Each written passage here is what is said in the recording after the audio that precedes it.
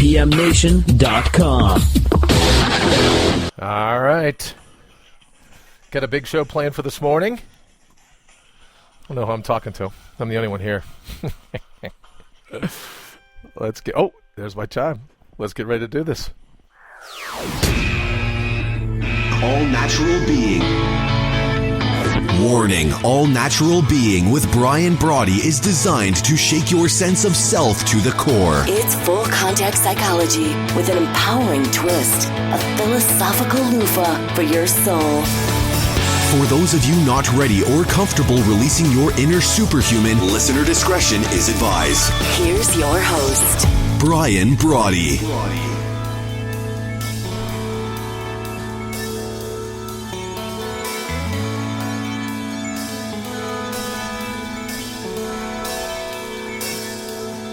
Welcome to All Natural Being. I'm Brian Brawdy. Whether you're listening to us live this morning, 7 to 8 a.m. Eastern Standard Time, or you're here for the replay at 11 Eastern, or even 8 p.m. Eastern later this evening, or you listen to us on iTunes or TuneIn, any of the different places that you can get the All Natural Being show. Thank you so much for hanging out with me for the hour.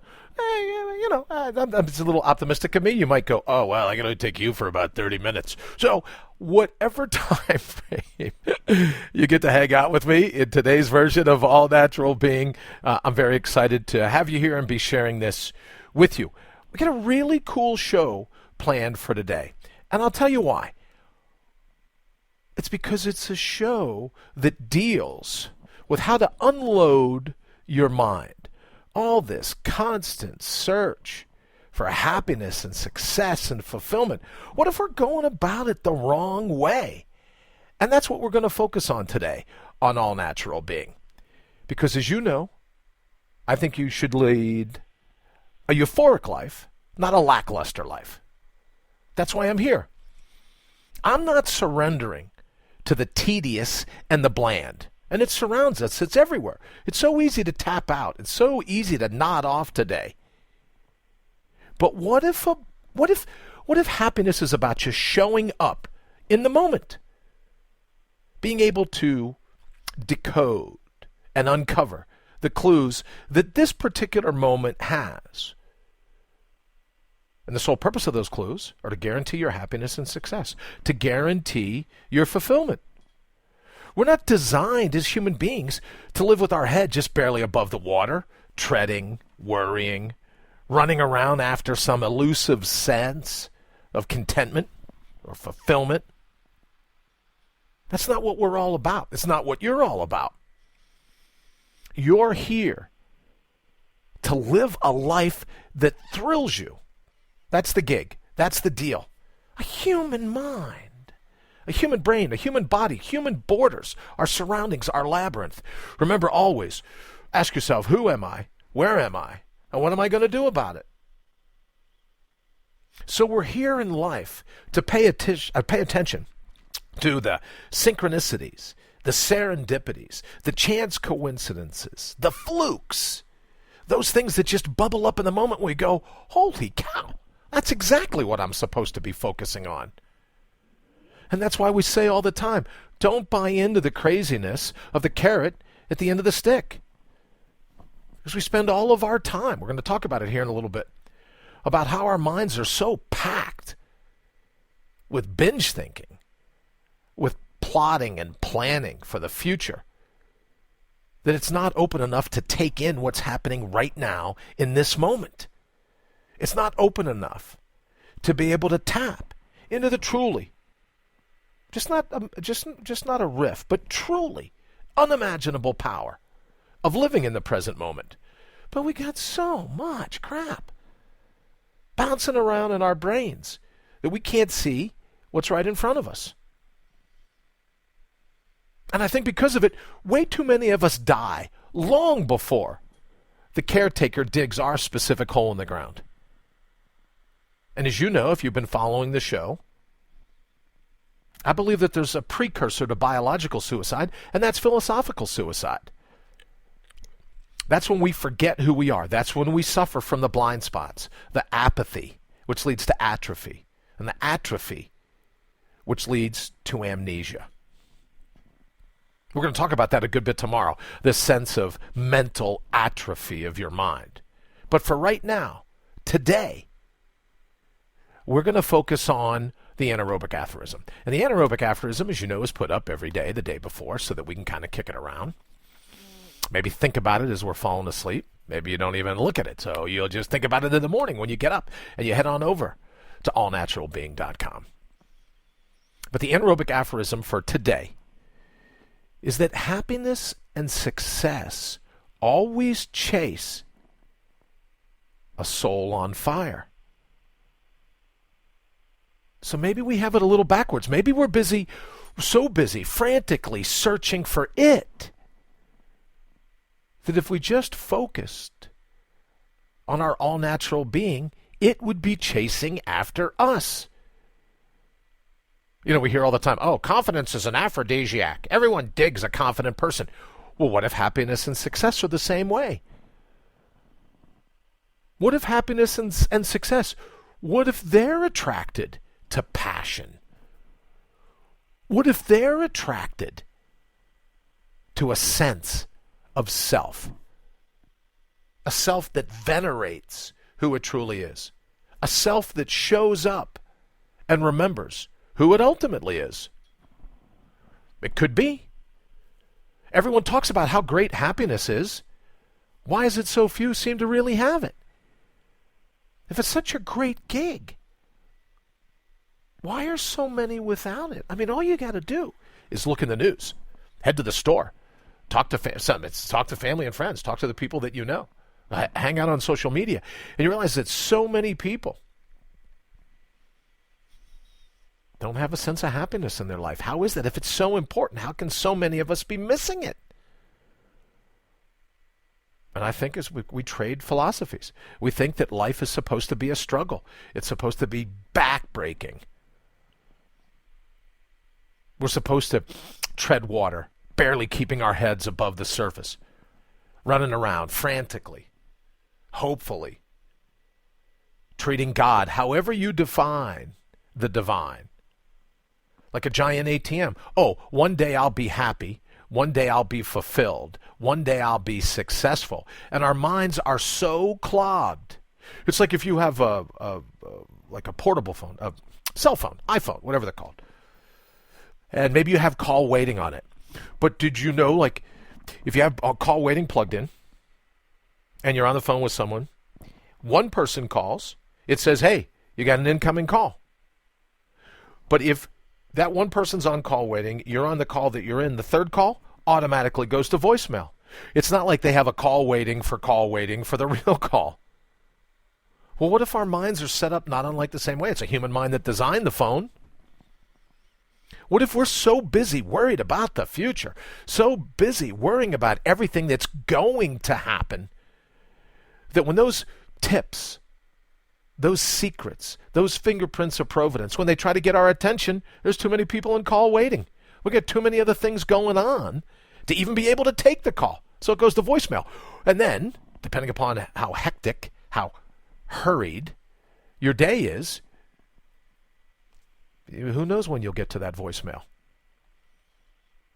So the key is to unburden our minds with concerns of the past. We're going to talk this morning about regret. We're going to unburden our minds with this sense of regret. We're going to unburden our minds with worries about the future, so that when the call comes in, we're able to take it. It doesn't just get blindly sent to voicemail. We're able to pick up and go, hey, I'm here. What's the clue? I'm in. I'm your guy. I'm your girl. What do we got to do? Let's get this rock and roll show kicked off. Because I do believe that you're here to lead a rock star life, to work the red carpet, to wow the crowd and the world. I believe that about you, which is why I say all the time on All Natural Being, I'm on your side even when you're not.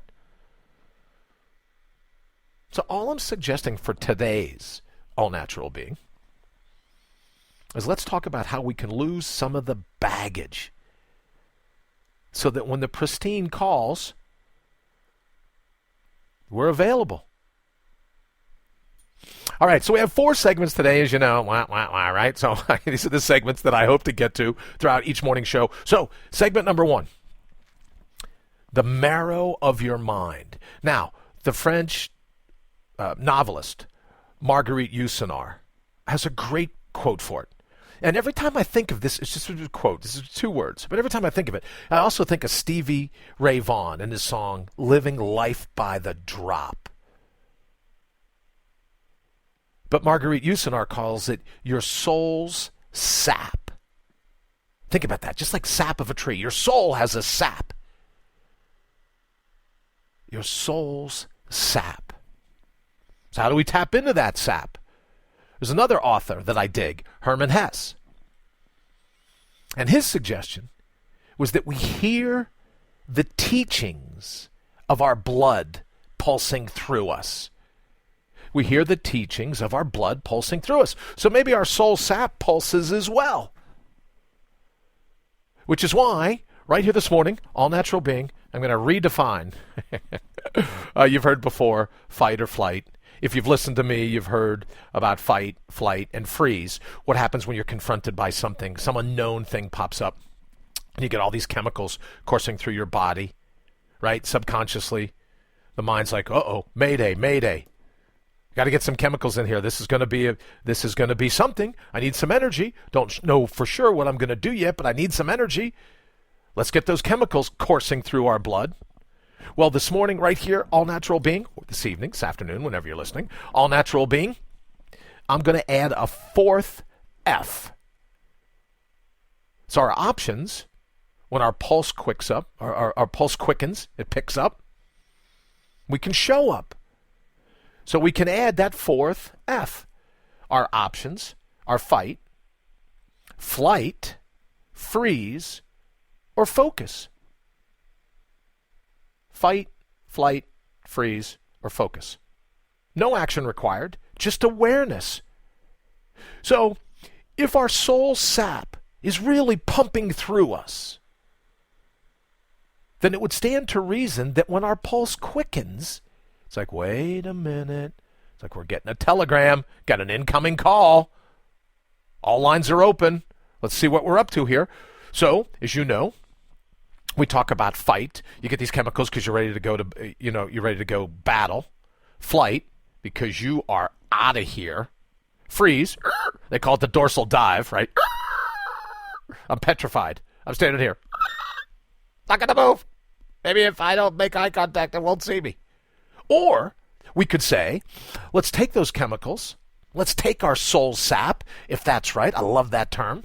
It's pulsing through me. What is it trying to tell me? Fight, flight, freeze, or focus. No action, just awareness. That's where the best acronym comes in. As you know, if you've been listening to the show,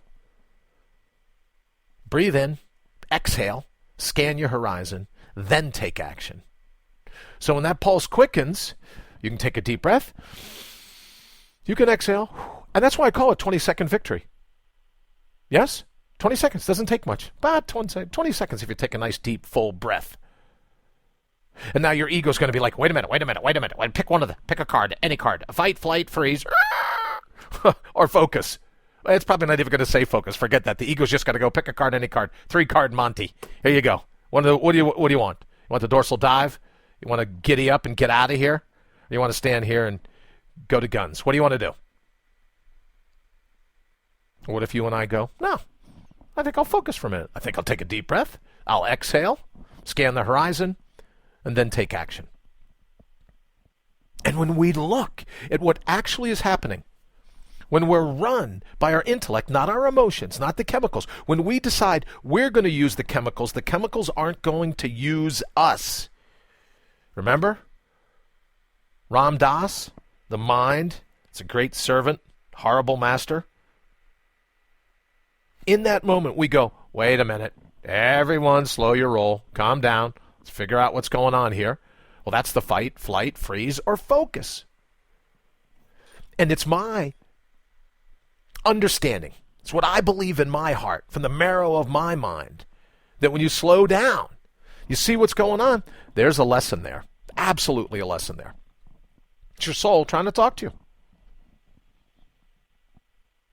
Now, the chemicals, the panic, right? We say all the time in the outdoor industry, if you panic, you perish.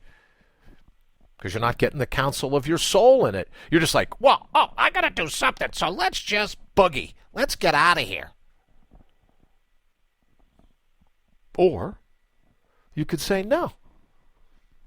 My soul and I need a quick sidebar. We're going to hang out over here. We're going to take a deep breath. We're going to exhale. We're going to scan the horizon. We're going to take action. We're going to see exactly what's going on here.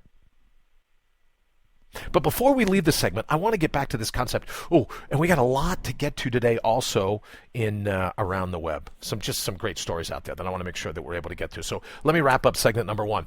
The poet, Robinson Jeffers. He says, I say humanity is the mold to break away from, the crust to break through, the coal to break into fire. So what if that's true?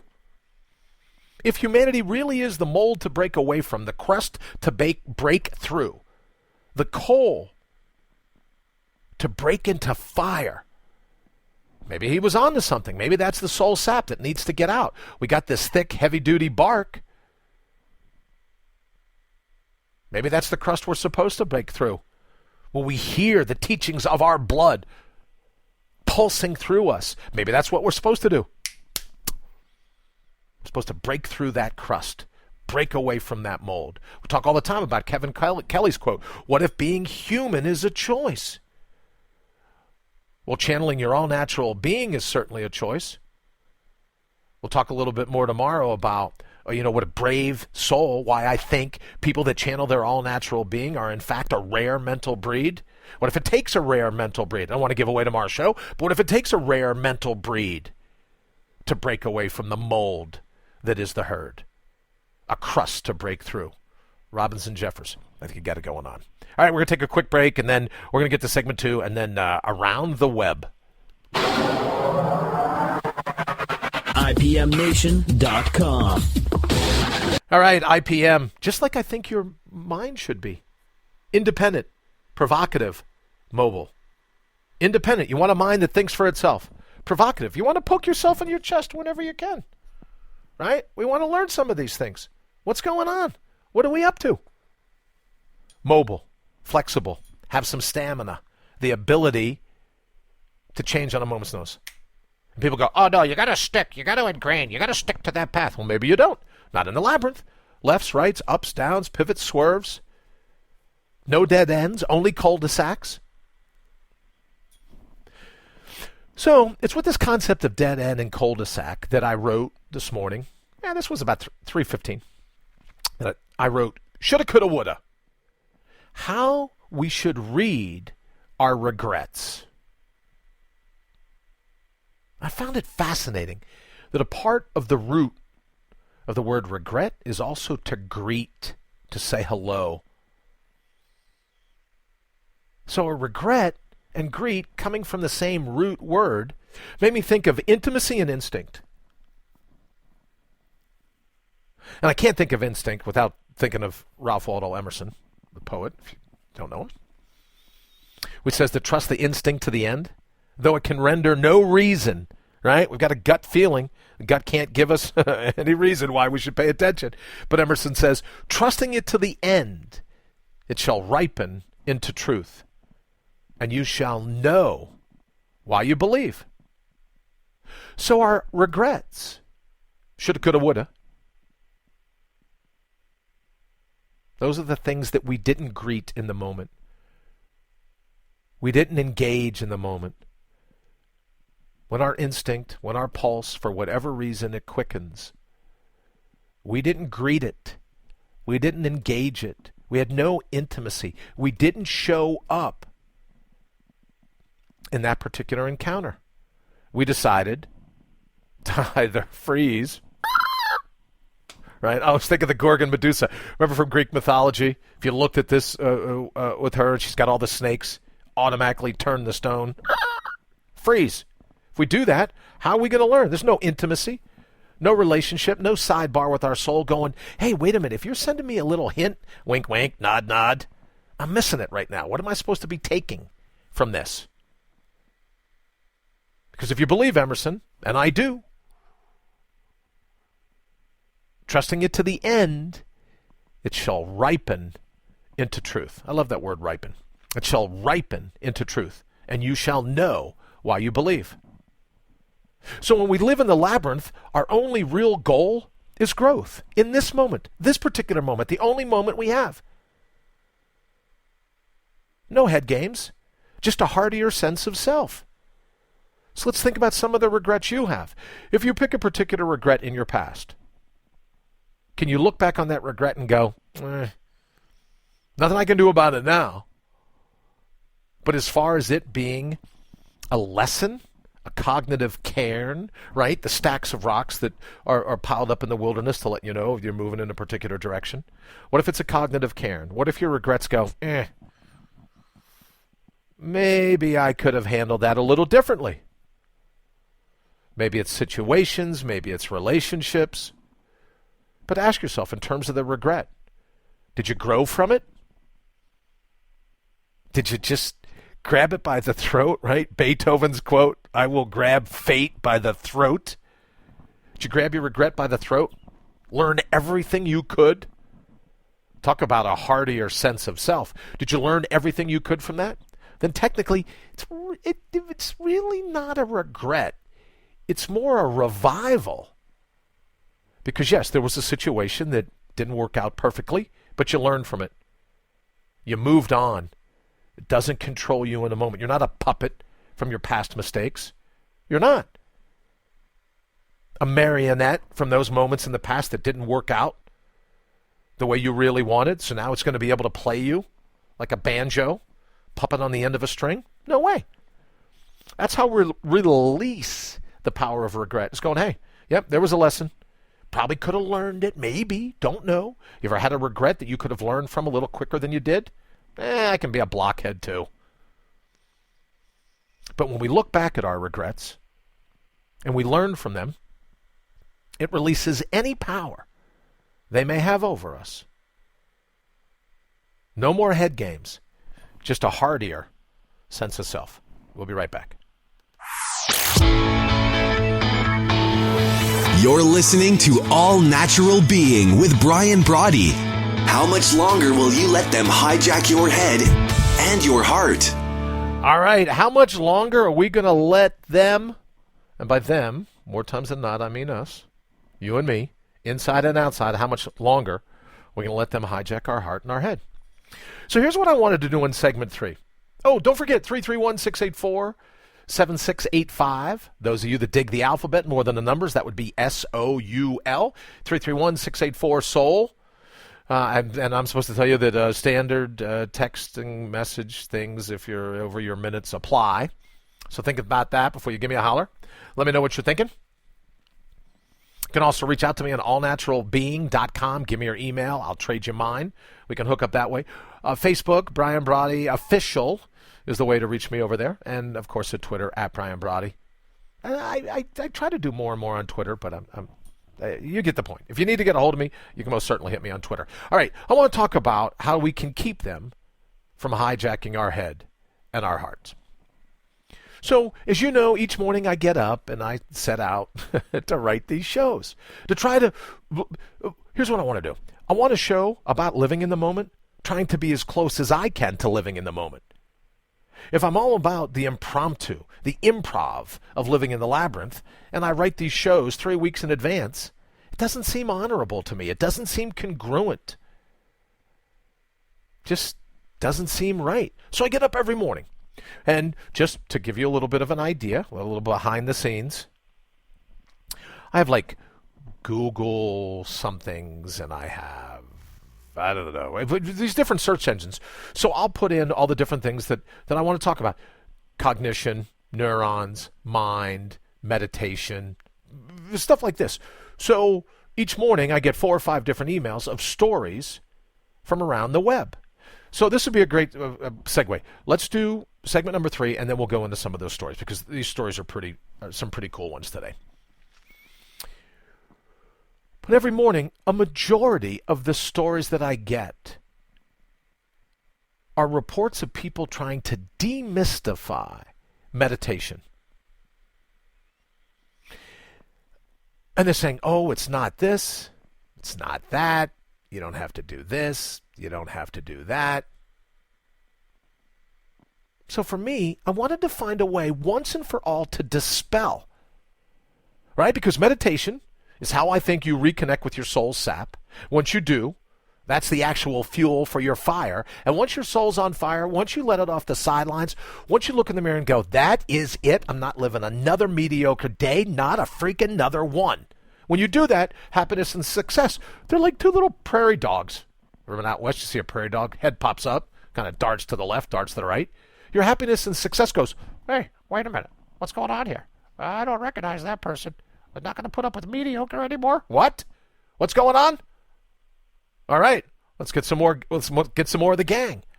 Because when your soul's on fire, when you tap into your soul sap, happiness and success, they want to hang out with you. So instead of all the running around looking what I have to do in order to be happy, be you, and happiness goes, hey, get a load of her. Hey, what do you think of him? That's the key to happiness, fulfillment, and success. So before I get down another rabbit hole that is Brian's mind, the word meditation. From now on, let's just make meditation mean me time. Just for me. Meditation, it's for me. It's a time for me.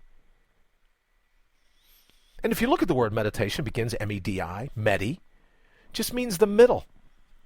It means a go-between. It's like a mediator. Novelist Willa Cather puts it, and I love this line. I don't know if she was referencing this particular thing, but I love her line. She says, the only bridge to the kingdom of the soul. Well, I think your me time is your only bridge to the kingdom of your own soul. Meditation, the meaty, the middle, the mediator, it's that common ground that we have when we try to keep away from the craziness that is our egoic mind, and we mediate the song of our soul from the just absolute psychobabble of the ego. So when you sit in the middle, when you have an ego shield, you sit just this side of all the craziness in the world, your soul in and around you.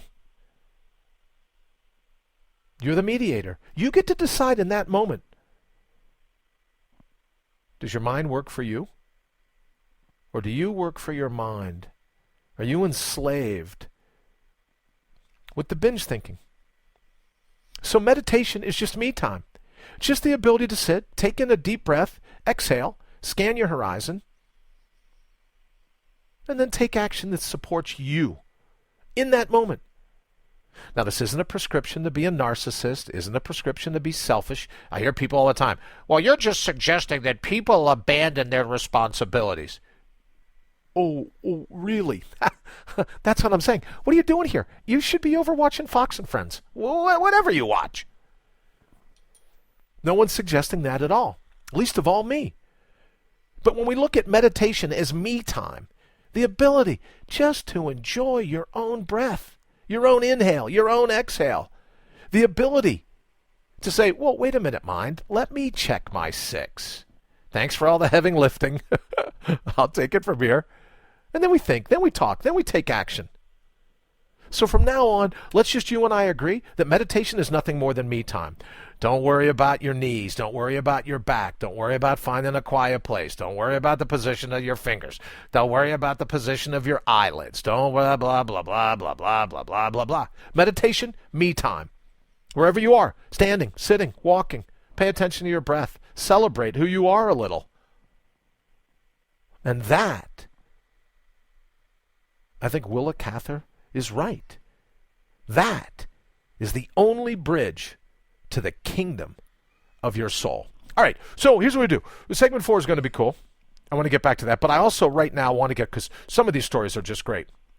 All right, so this comes from, and I don't want to pile on, you know how I am. This isn't to make fun of anyone in particular, isn't to highlight any scams, but I thought I would read this one.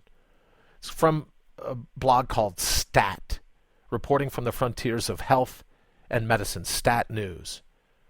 It's in a category called In the Lab. quote, here's the headline, mental boost of brain training games may be just the placebo effect. Oh, say it isn't so. Rebecca Robbins, at Rebecca Robbins at Twitter, wrote the article I guess maybe just yesterday. Quote, the marketers of brain training games have long drummed up sales by pointing to data that show that their products make you smarter or ward off cognitive decline. Article goes on to say, but a cleverly designed new study from the researchers at George Mason University offers the best evidence yet that there's a serious flaw. No. There's a serious flaw in much of that research?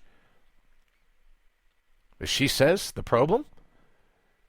People may get a mental boost because they expect to do better. Not because the games actually work. Come on.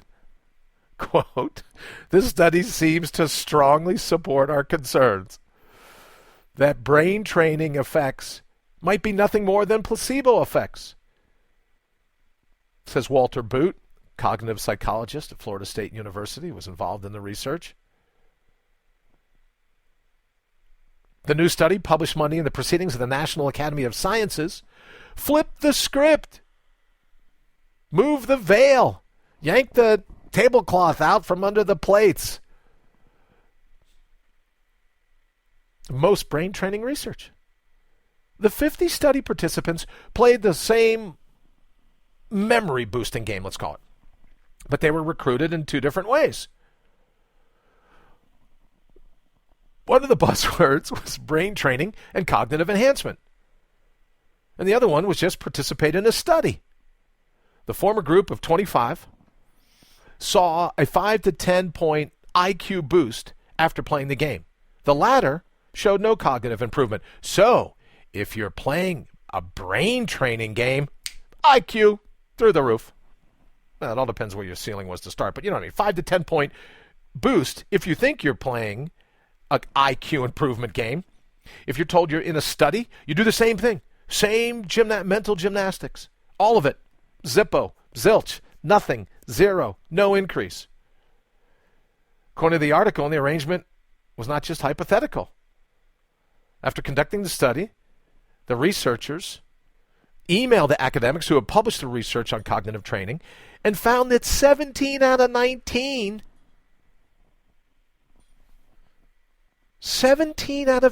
studies surveyed the recruited participants in the same way, and they had biased their outcome. It biased their outcome. Now, the article talks about an industry under fire. Everyone knows by now, Luminosity agreed in January to a $2 million settlement, the Federal Trade Commission, for making deceptive claims about the health effects of its games. The money is being doled out as refunds to Luminosity's customers. Now, as I said to kick this story off, I'm not here well, maybe I am, but you know what I'm saying. If it is a placebo, and even Luminosity is like, all right, well, maybe. Not saying that they said that, but if they did, they're doling out $2 million. What if it's just a belief in yourself? What if the real cognitive mental boost, brain training, boot camp, make yourself smarter, take a pill? What if it's all a placebo effect? What if you simply remembering that you have a human mind, a cutting-edge intellect, if you call it off the sidelines, a cutting-edge intellect? What if that's that memory, that recognition of what you already have? What if it's a reawakening of that brilliance that boosts your mental health, that boosts the power of your brain? What if? What if it is a placebo effect? We could try it, couldn't we? 20 minutes. I have to tell you what I do. You know, everyone says, oh, these brain training games, what do you think? Here's one you could do. I like to learn a new word every day. Just a part of who I am. When I was a little boy growing up, my grandfather used to make these placards. These placards would have sayings that he liked.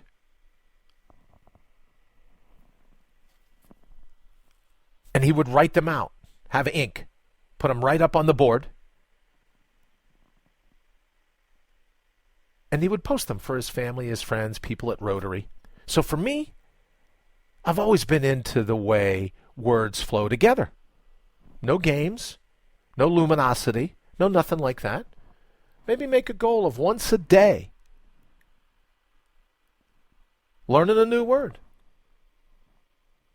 Maybe looking at a new piece of art, reading a new blog post, something that just causes your mind to go, whoa, wait a minute.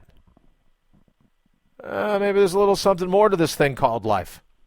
And when you do that, your brain, by definition, has to get smarter. Absolutely has to get smarter.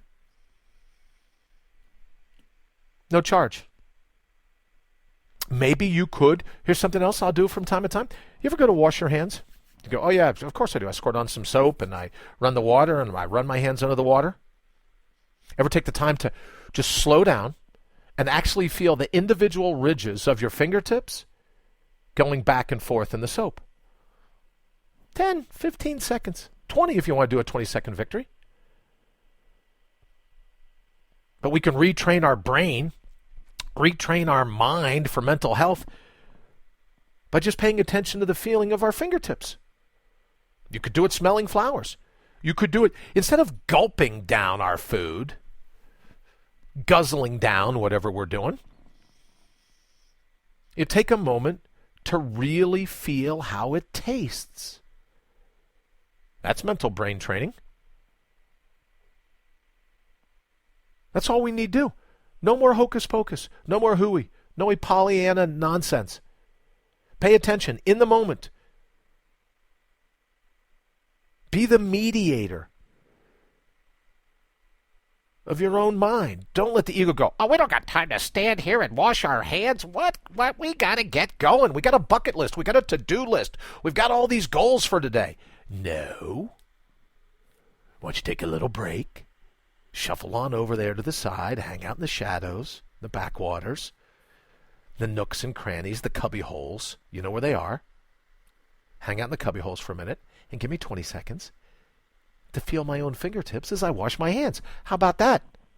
Which is why, this is just me, right? You already know how much fun I have coming up with little pet names, little nicknames for myself. When my mind starts down that path of binge thinking, I call myself nervous and jerky. I go, hey, nervous and jerky, NJ. Why don't you hang out in the corner for 10 seconds? Let me wash my freaking hands. That's all I do. And then nervous and jerky will very dutifully go, oh, he just called me nervous and jerky. I'm offended. I'm going to be defensive as soon as he lets me get back out of my timeout. Right? Nervous and jerky. That's how I beat back binge thinking. All right, I got to get going. I don't want to run along. Hold on 1 second. So here's what we're going to do. Let's do this one. You're listening to All Natural Being with Brian Brawdy. Because it's never too late to take your life back. Never too late. Never, never, never, never, never, never, never. As we say all the time, every chance is a second chance to release your all-natural being, to release who you ultimately are. Every chance is that opportunity. All you got to do, take a deep breath, exhale, scan the horizon, then think, then talk, then take action. Once you do that, you're on your way. There's your second chance. Another one I wanted to talk about, another article, good advice. How am I pronouncing her name right? It's Erin Hanafy. Erin Hanafy. Well and Good is the name of the blog. And we'll just run through them quickly. But I love this. He's just talking to a meditation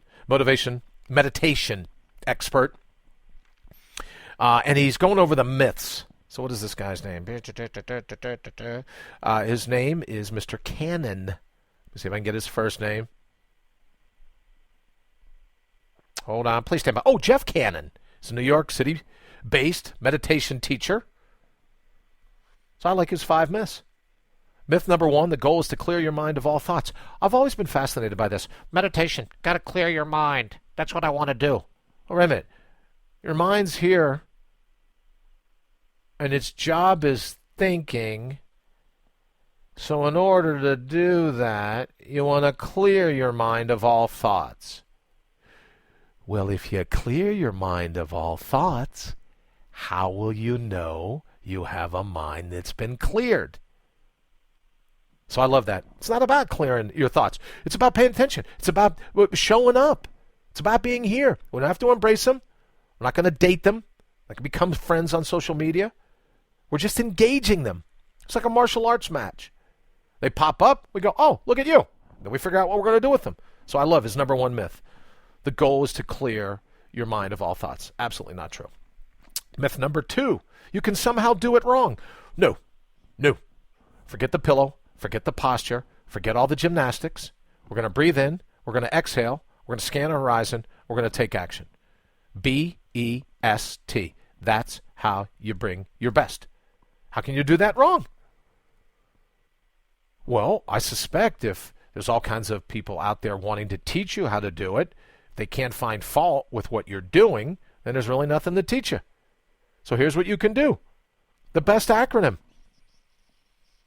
Be fired up about the feeling of your own breath.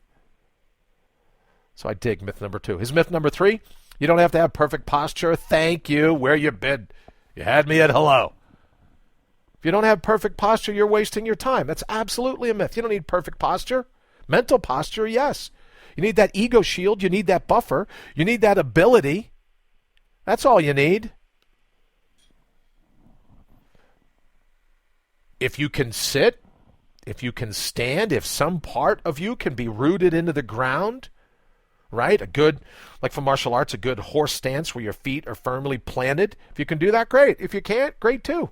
Put your backside on the ground. Firmly plant your backside. If you're walking, then just make sure with each foot strike, you can actually feel it. Kind of like washing your hands, feeling the individual ridges of your fingertips. Same with your feet. When your feet hit the ground, just feel it. Well, what did you do? Well, I was walking. No, what specifically did you do? Well, when one heel hit the ground, it began to roll forward. I think we've done this before. Began to roll forward. Just show up. Show up. In this moment, pay attention to exactly what you and your body are up to. There you have it. Myth number 3. You don't have to have perfect posture. Good thing because it talks about, I was born with scoliosis. So if you can't sit up straight, don't sweat it. Oh, here's another one. Myth number 4. You must sit completely still at all times. No. This isn't supposed to be back-breaking work. Now, if you're into that thing, you want to sit for 3.5 hours and not move, God love you. I'm not into it. I'm focusing on my breath, not my backside. I'm focusing on my inhale, my exhale, and the ego shield. That's it.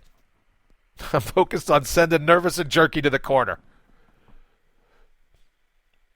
Number 5, that you have to meditate in silence to get the most out of it. Well, if you've been following me for hanging out with me or your family or friends or extended family, extended friends, you know that I've meditated on a mountain in China.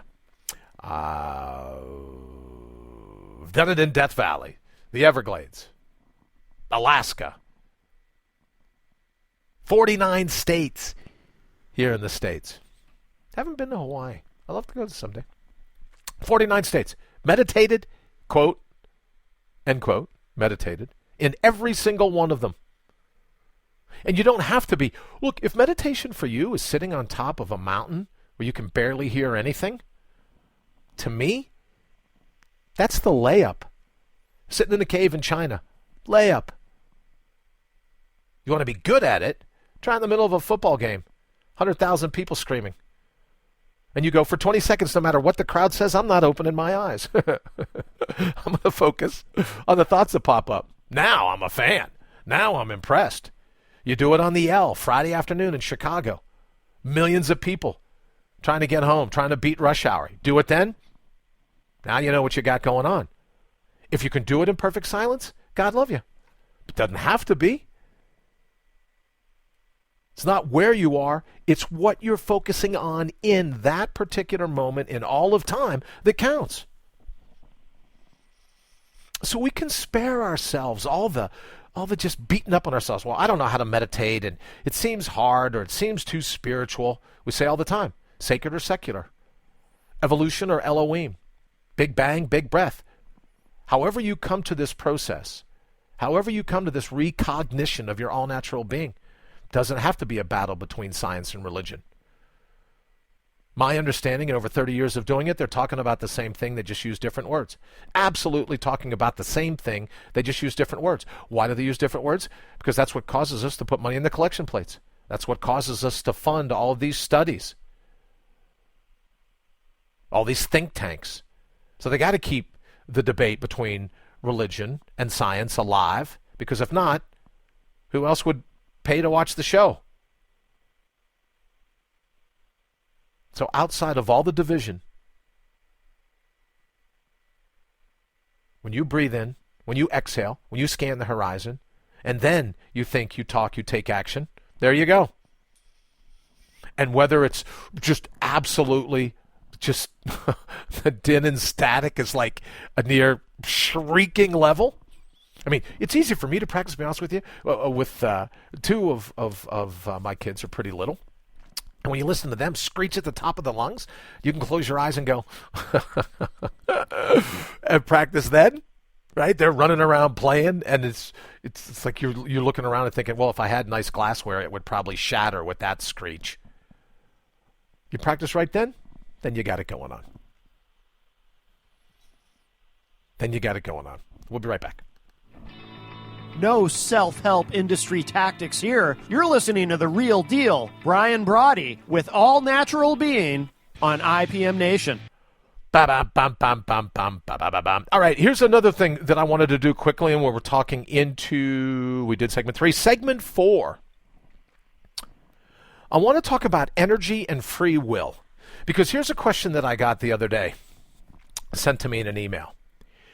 And they say, well, when you say thy will be done, when you say the Tao follows its own path, when you say, oh, just be like the river, which I never really said. I said if you're going along in the river, you're always going to have a blast in the eddies, right? The little sidetracks, the little detours. If I didn't mention earlier, I wanted to, that regret, it's never a dead end, it's a cul-de-sac. As long as you learn from it, you're going in, you're spinning around, you're like, I'm out of here. I'll go back, smarter. Now I'll use these lessons as I move forward in life. So when I talk about thy will be done, when I talk about throwing the doors open to fate, I kind of always say thy will be done, but I'm sure you won't mind if I take a crack at it nonetheless.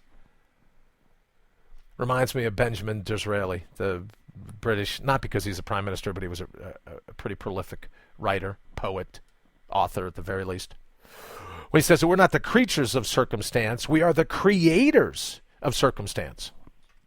So it's a blend of thy will be done, and then me kind of going, all right, fate, I got what you're going, but let me raise you this. I'll see this, and I'll raise you 2 more. And that's what our energy is. When that energy, the butterflies in the stomach that we've talked about before, when that bubbles up, that's just the energy for us to decide. What are we going to do? Fight, flight, freeze, or focus? Because when we choose any of the 4, we create our circumstance from that moment forward. Action, inaction. Both forms of action. Whether you do something or you don't do something, there's still a power. There's still something being presented. You're still being confronted by something in the labyrinth. And whether you fight, flee, freeze. I'd love to be able to say the word freeze without making that noise. Don't think it's ever going to happen. Stay tuned. But life in the labyrinth, when we live it, when we throw ourselves into it, remember the Latin amor fati, the love of fate? It's not because we want fate to derail us. We love the challenge. And when you get to a certain level, let's say you're an athlete. Don't you want to be challenged by the best? If you're, well, let's say this. Cleveland Cavaliers just won the NBA. Do you think it would mean as much to them if in order to get to the NBA championship, all they played were college or maybe even high school teams around the country? You think LeBron James would be celebrating this morning if he had beat up on all college teams? And then the final game, he gets to say, I won the NBA championships? Of course not. They want to be challenged by the best. That's the amor fati. That's the love of fate. Going, fate, is that all you brought? This is what you're going to use to derail me? So when those butterflies hit us, that panic, we talked in the first segment, about feeling the lessons, Herman Hesse, of the teachings, my blood pulsing through me, or your soul sap. What if those butterflies are a little bit of that soul sap leaking into your system? Oh, Brian, you don't know anything about biology. You're not a medical doctor. Oh, that's right. Nor am I a psychiatrist, a psychologist, a licensed clinical anything. But I am a huge fan of yours. And I would suggest that butterflies, why can't they be your soul sap? Why can't that be the spark that goes, wait a minute, on alert. Could be an opportunity to set our soul on fire here. What's going on? Let's pay attention. Let's show up in this a moment. The truly unimaginable power that's bubbling up right now in this present moment. Toss the carrots. Leave them in the rearview mirror. Throw some gravel. Because what if we could connect all these things? What if that really is what your soul is trying to say to you in that moment? And that's what we love about fate.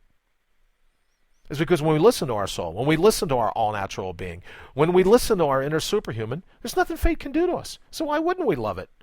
It's a chance to hone our skills, dovetail our head and our heart.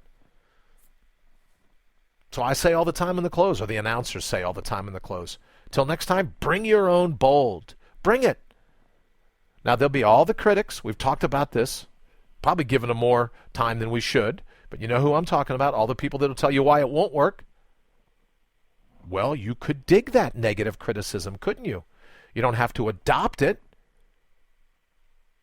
You don't have to decide to make it your own. Oh, thank you. You shouldn't have. But you can listen to it and go, that's what I'm going to put myself up against. That's what I'm going to hone. That's what I'm going to sharpen myself against. So even when they're being negative, go, I'll be back. Hold that thought. And then, I call them nervous and jerky. Nervous and jerky will be going, Yeah, that's right. They're smarter than you. They're onto something here. Where did I go, all right, back to the cubbyhole. Back to the junk drawer. Thank you. No more binge thinking. Taking a 20-second timeout from you. Now, I'm not saying that we run to that criticism, but that love of fate. If it's thy will be done, if it's the Tao follows its own path, if it's Wordsworth, come in the light of things, let nature be your teacher. That's what I love about wilderness exploration. All these people, well, Mother Nature really cares for you. Really? When's the last time you've spent an extended period of time in Mother Nature?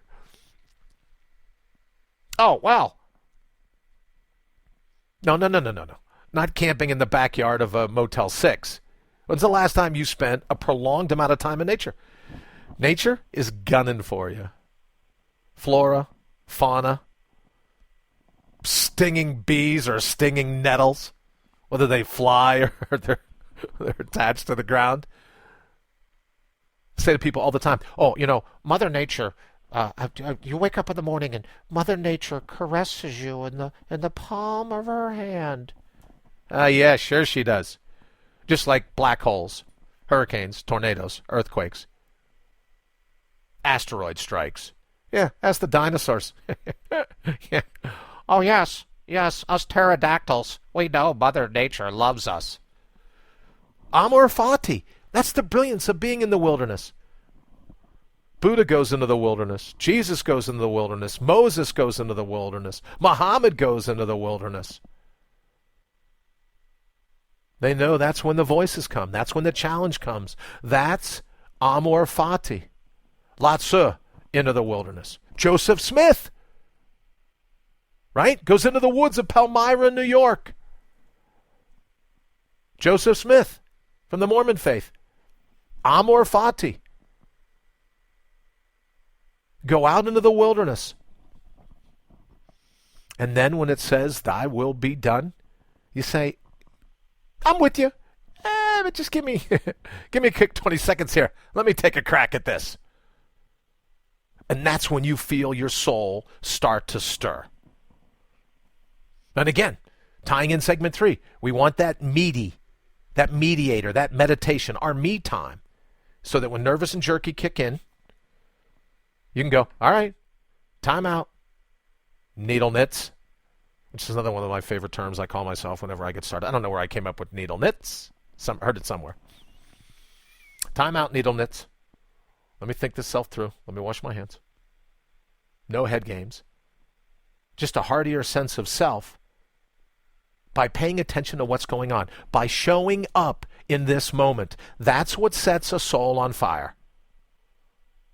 And there will be 10 million people today to tell you that I am wrong. And you may very well be one of them. And you could very well be right. This may not be for you. All I ask is give yourself 1/72 of your day today and see if I'm not onto something. See if you're not onto something. Don't listen to me. I'm just more static. Take a moment. Show up in this moment. And wait for that still small voice. Wait for that rumbling. Wait for the bubbling of your soul sap. Wait for the teachings of your blood pulsing through you. Show up in this moment. Break through, as Jeffers said, as we mentioned earlier. Break through that crust. Take the coal and break it into fire, the fire of your soul. And when you do that, let me know. Drop me an email. Send me a text. Let me know if you didn't feel all of a sudden like your soul was on fire. Now, I could quickly, we only got a minute here left, but we could say something. Oh, if you want to fan a flame, that's why you blow into it. When you give it oxygen, it fights. Great. It's a little, it's a little cliche, but let's use that. If you're going to breathe in and you're given some oxygen, the inspiration, the breathing in, maybe that's what causes the spark. Maybe that takes that soul sap and goes, let's light this baby up. I say all the time, come in hot, light up the moment.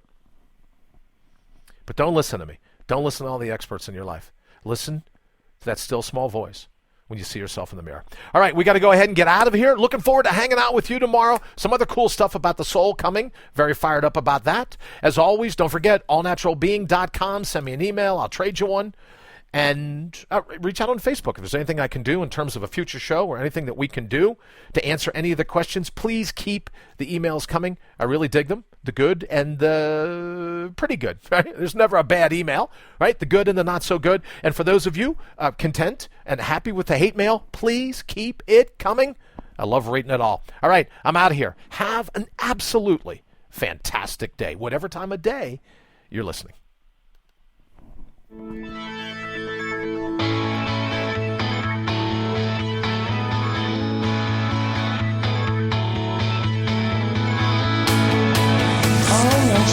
You've been listening to All Natural Being with Brian Brawdy. Join us live every Monday through Friday, 7 to 8 a.m. Eastern. Also, check us out around the clock at allnaturalbeing.com. Until then, always remember to bring your own bold.